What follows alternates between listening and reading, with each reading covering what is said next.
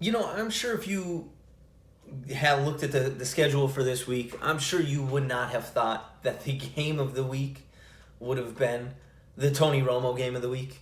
The game that Tony Romo commented on, Romo and Al Michaels. The Dallas Cowboys and the New England Patriots, but probably going to end up being the best game of the weekend. It was back and forth. Looked like the Patriots were going to win. Trayvon Diggs had another interception. Dak Prescott wins it in. They went to OT, I believe. Yeah, wins it in OT. Wow, I watched that game a couple hours ago and I can't remember, but hell of a game. Dak Prescott. All right, the Cowboys. They're another. They're one of those quiet NFC teams. They're now 5-1, and they're almost like my Green Bay Packers, where they're quiet 5-1. Right? They're not really. I mean, Dak Prescott is putting up numbers, but they're kind of flying under the radar. I feel like the AFC is taking a lot of steam off of the NFC teams. I feel like a lot of people, and me included, are looking at your Baltimore Ravens and your Buffalo Bills, and even after the embarrassing loss today, but even your LA Chargers. They're the fun teams. They have the fun quarterbacks. The wow quarterbacks: Josh Allen, Justin Herbert, Lamar Jackson, and like guys like Dak Prescott and Aaron Rodgers and Tom Brady over here in the NFC are kind of going under the radar. The Bucks, the Cowboys, the Packers. Now, granted, when you look at the power rankings list, they're all in the top five, but the Dallas Cowboys going to be a tough team in the playoffs. Dak Prescott is back. With that being said, I was watching this game, and there were a couple things, and I don't know if this was. I feel like in previous years, before the ankle injury and before whatever arm injury Dak had in the offseason or leading up to the season, I feel like he was one of those guys that didn't really need to step into his throws to kind of throw it with some juice. But now you can see it. If he doesn't get to step into a throw, like if his feet are planted and he just flicks it out there, like it takes a little bit for the ball to get there. I don't know if that's new or if he was always like that, but I did notice that today. But I digress. He threw for damn near 400 yards. The Cowboys, their weapons are still just. I mean, what do you do? Gallup's not even playing right now. Cedric Wilson is making plays. Dalton Schultz is a decent tight end. Obviously, you have CeeDee Lamb, Amari Cooper, Zeke, Tony Pollard. Weapons galore. It's an abundance of riches there. They have, I'm not going to say the best cornerback, but he's up there. He's in the conversation. He's the guy that has the most interceptions. Trayvon Diggs has more interceptions than a bunch of teams. A bunch of teams. He's one guy. Has more interceptions than teams. Multiple. Plenty of teams in the NFL. I think he has 7. I think his interception today was 7. He had a pick 6 today.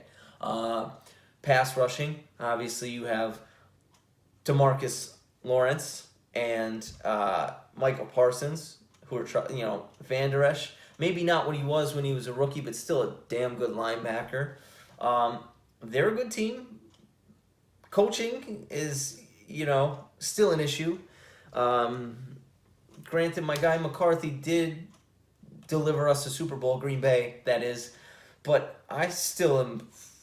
I was not a fan of him at the end of his tenure in Green Bay. And granted, I think he was calling the plays in Green Bay, and he is surely not calling the plays.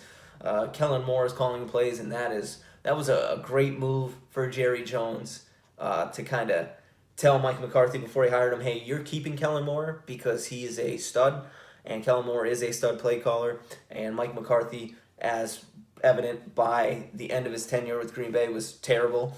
So Kellen Moore is interesting, but just the game management things, I'm still Mike McCarthy every now and again, once a week, seems to make some sort of bonehead time management mistake. So I'm not really sold on him. That could come back to bite them, in a bad time in the playoffs. So he's kind of a hindrance on them. But offensively, defensively, they're stacked. Defensively, they're good. Definitely going to be a tough team to beat in the playoffs. Dak's in the MVP conversation. Patriots, Mac Jones looked good. Damian Harris had a decent game. Nelson Aguilar reverted back to Philly Aguilar, had a couple drops. Couldn't catch the ball for a little bit. But the Patriots, I feel like if you're a Patriots fan, they signed all these free agents, and Matthew Judon's played well, and Hunter Henry's starting to play well. Jonnu Smith seems to be a waste of money because he is not playing well, but they spent this money, and again, you also thought that Cam was going to be there. And I guess Cam released a video. I didn't watch it, but I guess he did now get the vaccine. I don't know. I still think they wanted to go with Mac Jones, so I don't think that would have helped him. It would have helped him a little bit, but I still think they would have cut him. But they signed all these free agents thinking that Cam was going to be the guy. Obviously, they didn't have Mac Jones when they signed these guys. And they were 7-9 last year. Mac Jones is going through some growing pains. These free agents were good signs, and obviously losing, one of the best cornerbacks in the league, trading him away, Stephon Gilmore, because he didn't want to be there anymore, isn't going to help. But it now seems like they're losing close games. The Bucks game they lost. This game they had a shot to win. They lost. They were in it. Like they're outside of, I think it was the Saints game. They're in every game. They almost remind me of the Chargers of last year, whereas in close games, the Chargers lost a bunch of close games, and Herbert was a rookie trying to figure it out, and it almost seems like they're falling down that same path. So I thought they were going to be good this year, better, and a playoff team. I'm now starting to think that the New England Patriots have something to build on, but this year's kind of figuring it all out and gelling, and Mac Jones making mistakes and figuring it out as an NFL quarterback, and they could be a team that could contend for the playoffs next year. Future looks bright for Mac. He plays very well, and the free agents that they signed again outside of Jonnu Smith have been contributors. Hunter Henry has been a contributor. He's been one of Mac Jones' favorite targets. Matthew Judon came into this week with 6.5 sacks. He's been good. Probably been better than he was with the Ravens. Almost like Zadarius Smith was with the Ravens before he came to the Packers. He's been much better with the Packers than he was with the Ravens. It seems like Matthew Judon's following that same path. But I think they'll figure it out. And then obviously the Cowboys, they're going to keep rolling. They're going to keep churning. They're definitely a top 10 team. They have to be one of the 3 favorites to come out of the NFC, along with the Packers and the Bucks right now.